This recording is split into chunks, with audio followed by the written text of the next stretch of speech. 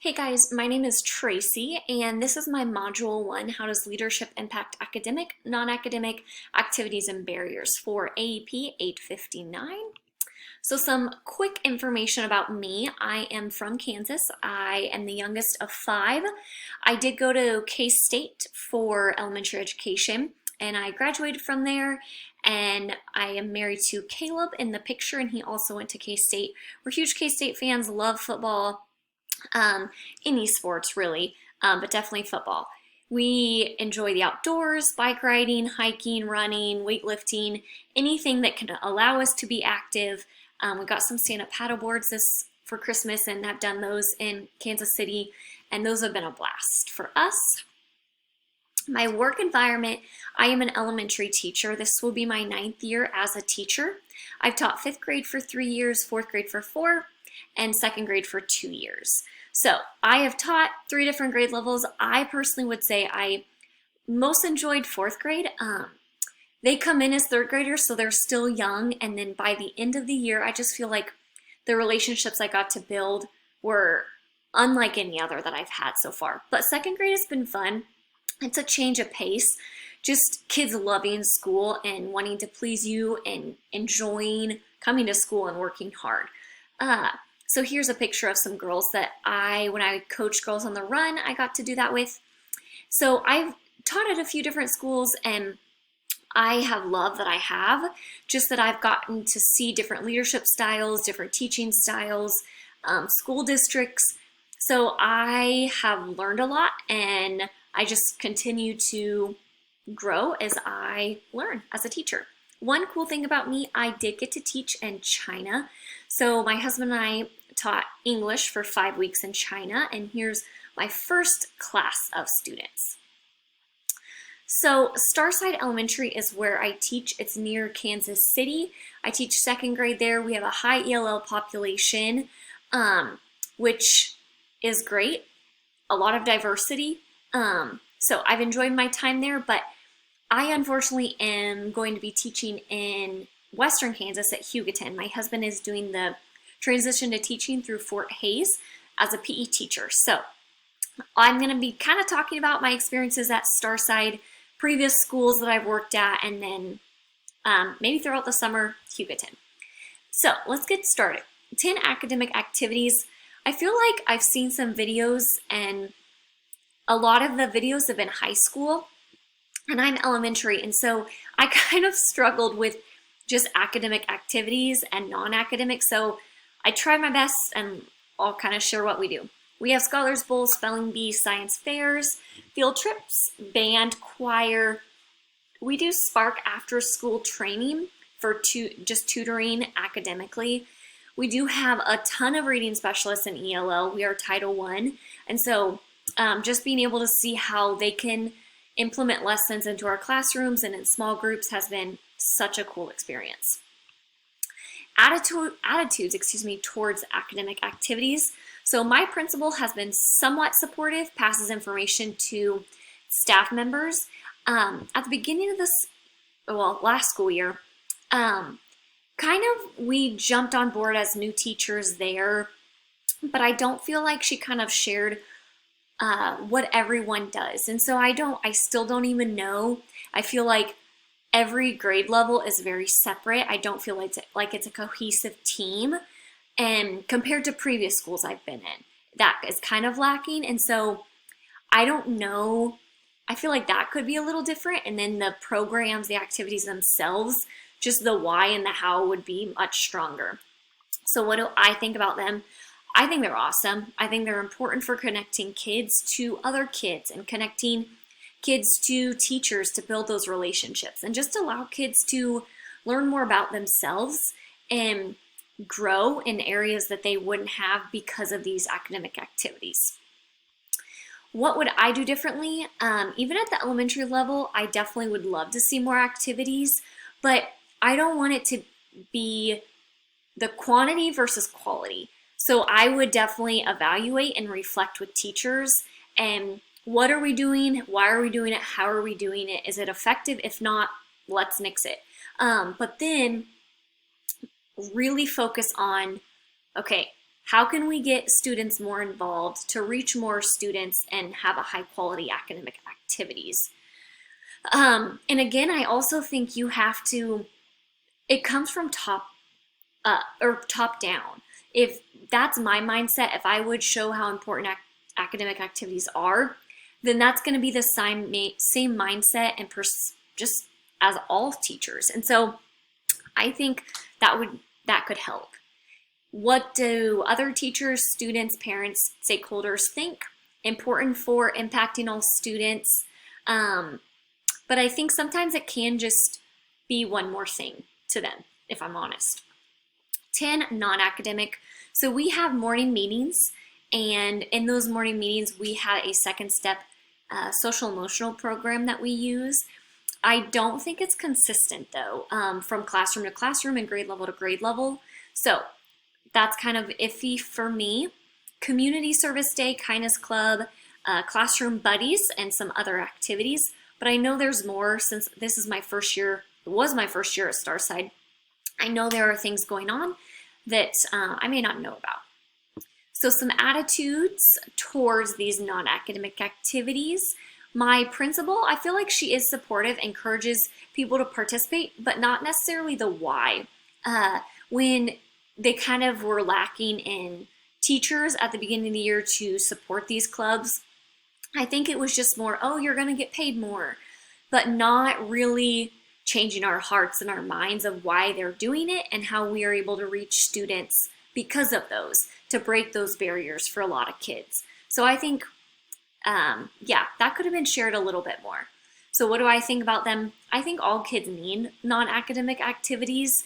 I think a lot of kids that's at younger level, I mean, they're finding out what they like and who they are. And so being able to just allow kids to have a safe place to experiment and try new things is so important. And especially for new friendships, just a great way to keep them active. If I were to admin and trying to do this differently, I definitely would create a team. And I would evaluate with that team what we're doing, why we're doing it, how we're doing it, and just kind of help create a new mindset for these academic and non-academic activities, and then meet again continually to converse and just reflect and discuss the why and the how, not only with this team, but with everyone else, making sure that's consistent throughout the entire building. And then I would definitely teach second step and try to be consistent with that and making sure that teachers are using it. Because if that's the program for teaching social emotional, well, that's what we need to be doing in order to reach all those kids and meet those needs. So I'm not going to read all of these resources. I did love the first article about the parent that she just wanted to focus on the non-academic skills and how important were those. And she mentioned several times of how teachers, I know sometimes things are impossible and it's just one more thing, but it's true. She said in the second one, being proactive rather than reactive will yield positive results in the long run. And I think that's the mindset we have to have.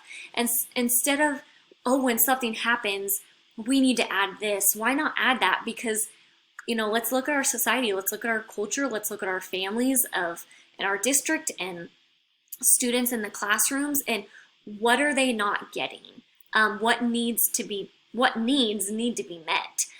So that was huge to me. And then here's some other ones.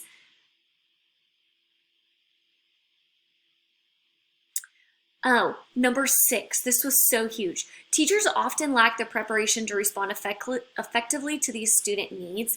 As a result, these young people are often labeled with learning disabilities or behavior disorders when in fact they may be missing foundational skills for learning that are actually teachable.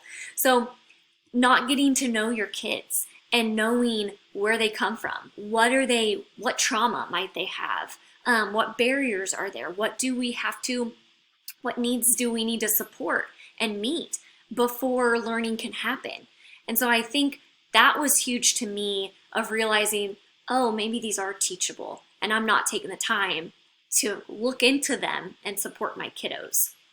And then one last thing on my number 9, I found an article about, it was coming from the state of Massachusetts, and it was awesome. Just the article and what they were doing to reach those non-academic barriers. But they focus on 4 priority improvement areas: building a positive school culture and climate, proactively identifying and responding to student academic and non-academic needs. So creating a team to identify and reflect and evaluate and then decide what to do for kids. Building community partnerships. They talked about having parents come in and have just time to converse of what are they struggling with as parents and what are they seeing, and then being able to support those. And then finally developing district systems of support, because that's what we have to do. We have to rely on one another. So that was huge. That was a great article to read. Reflecting on leadership, what I see in my principal, she definitely encourages morning meetings, second step programs sometimes. She definitely has people share on PD Day and lots of speakers come in. Not seeing, I feel like, I'm not going to read all of these, but just kind of starting and having that conversation with staff members and seeing what is working. What are we doing? Why are we doing it? How are we doing it? Is it effective? What needs to be changed? What needs to continue on? That's my biggest thing. And then just training and having just a cohesive team, because if the staff is not a cohesive team, I don't know how that's going to happen in classrooms. So standard correlation, model 1, just my reflection of this activity. I had to research a lot, and I learned a lot about academic and non-academic barriers with student learning.